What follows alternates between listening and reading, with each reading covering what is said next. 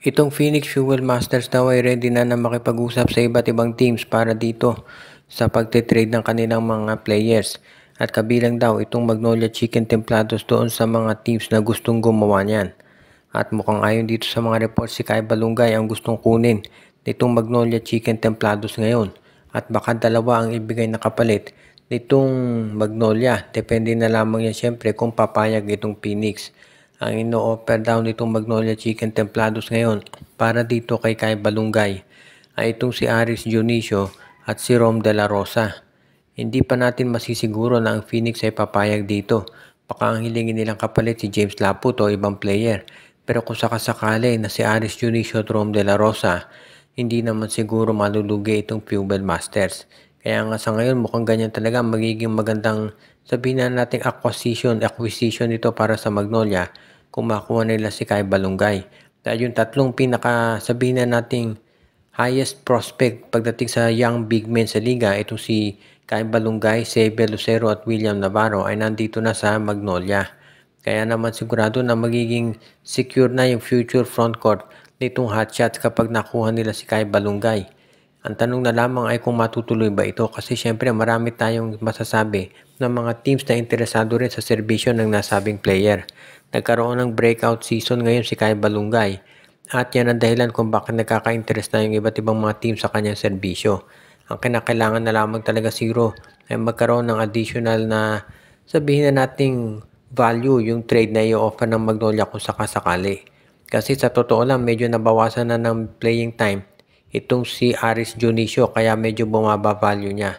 Pero ayon sa mga insiders ng Magnolia, titignan nila kung papayag itong Phoenix dito sa kanilang offer. At syempre kung papayag ay itutuloy na ang nasabing trade. Ito namang Converge Fiber Xers, ang balita ngayon ay magkakaroon ng bagong coach.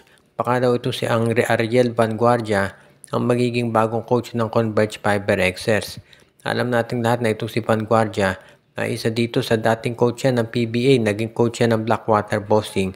At ngayon daw yan ang pinipili na magiging coach nitong Converge Fiber Xers. Alam natin na marami pinagdaraanan ng Converge ngayon.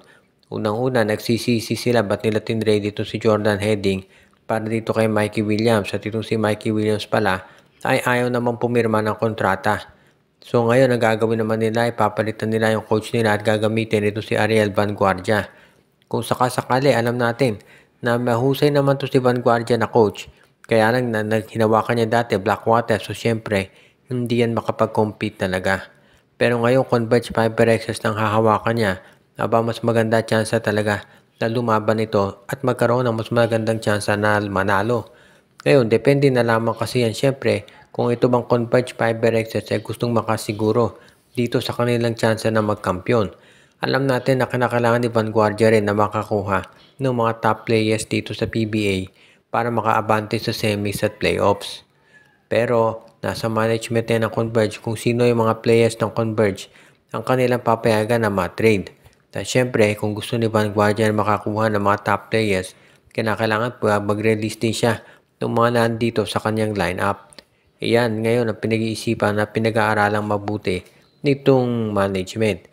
Kung pag-uusapan naman yung coaching skills, sa tingin ko walang duda na kaya ni Vanguardia na sumabay dito sa iba't ibang mga coaches sa PBA. At ngayon dito sa Converge, magkakaroon siya ng team na malalim ang bench na magiging handa talaga na lumaban dito sa mga malalakas na team katulad ng SMB at TNT.